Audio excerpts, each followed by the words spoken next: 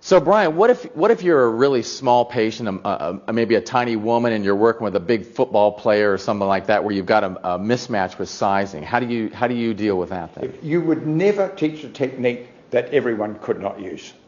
Now you get a great big football player and some small therapist. How can she reach around or reach up and reposition the bones? But don't worry, help is at hand. Thank you. Now here we have a belt.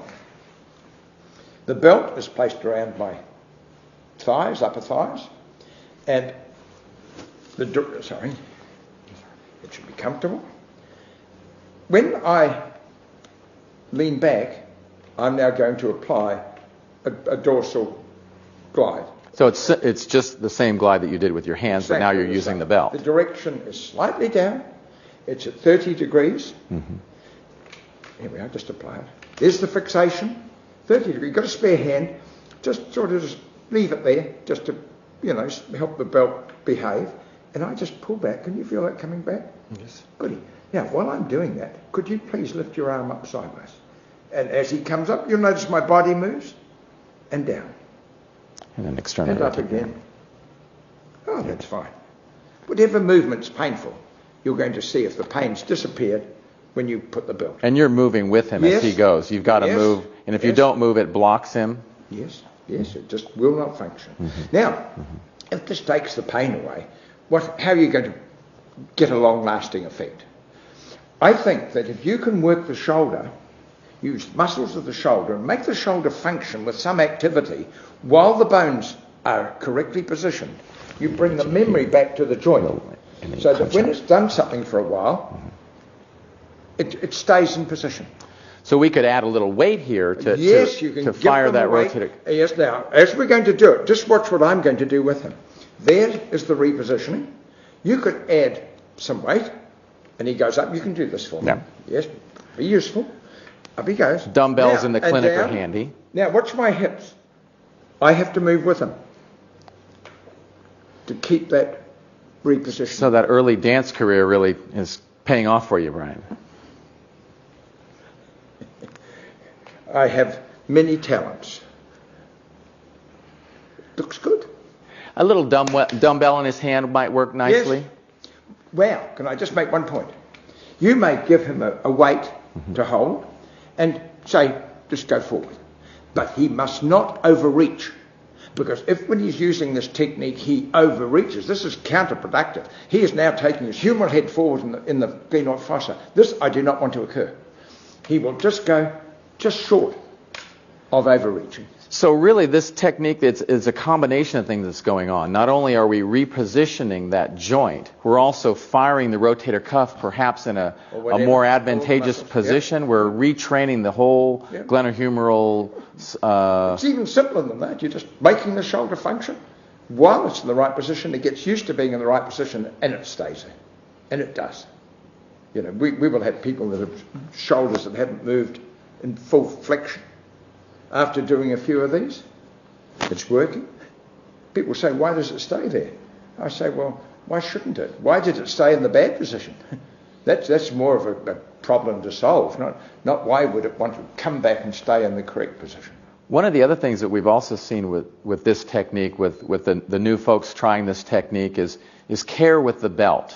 In some cases, people tend to like to really pull back quite firmly with that belt and use a lot of their body weight, and that's problematic. So we can see here with what Brian's doing, it's a very light but effective pull, minimum force necessary to abolish the symptom as he elevates.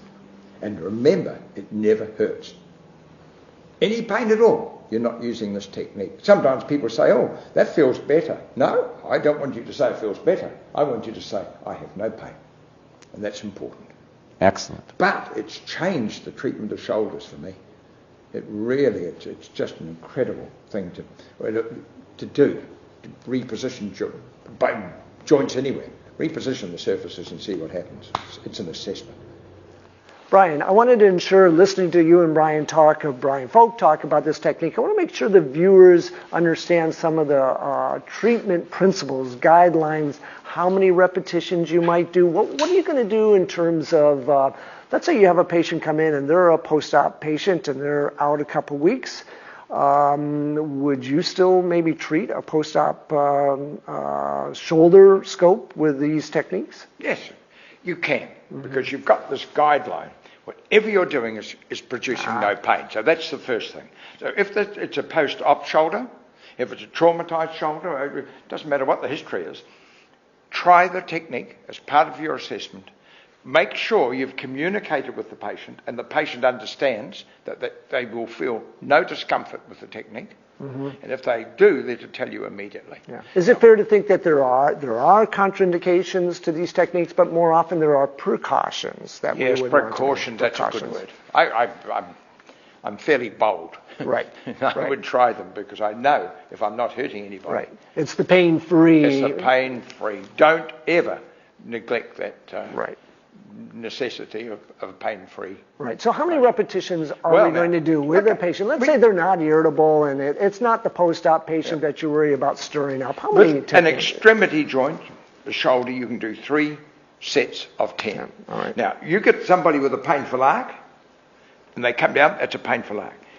Reposition the humeral head, give them a weight, do 10, put the arm down, let the pressure off, just test. And you'll find after 10, if this treatment's indicated, they say, hey, that's a bit better. You do another 10 with the weight. After the second 10, retest, hey, that's better still. Yep. And you'll normally find after 30, most of the pain's gone.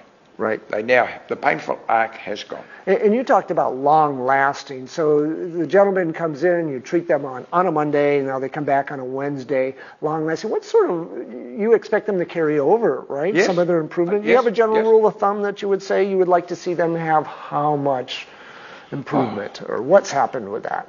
40, 50, 60, 70, 80. It just depends on the particular patient and the pathology. Right.